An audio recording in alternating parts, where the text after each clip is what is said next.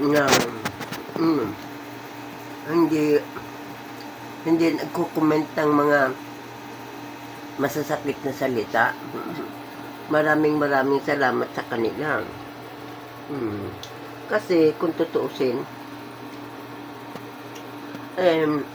mga viewers ko,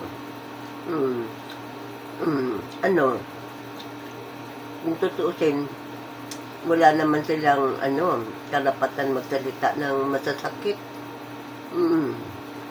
Tulad halimbawa ng hoy, tanda. Tanda mo na, nagla-live ka pa.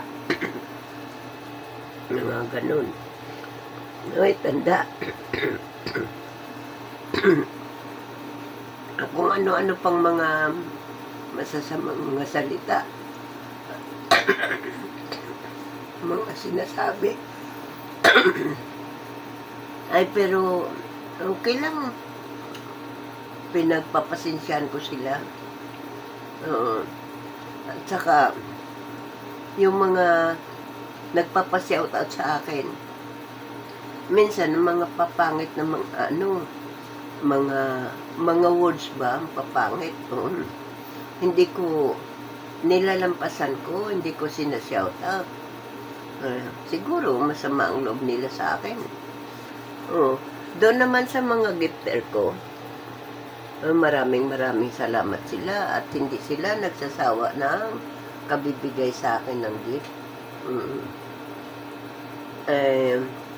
Yun, nagpapasalamat talaga ako sa kanila.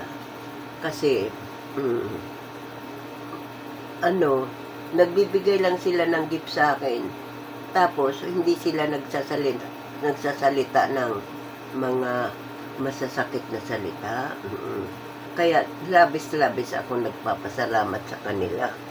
Yun lang po masasabi ko. Oo, sa lahat. Oo. God bless po sa lahat. Saka good night. Good night sa lahat. Thank you.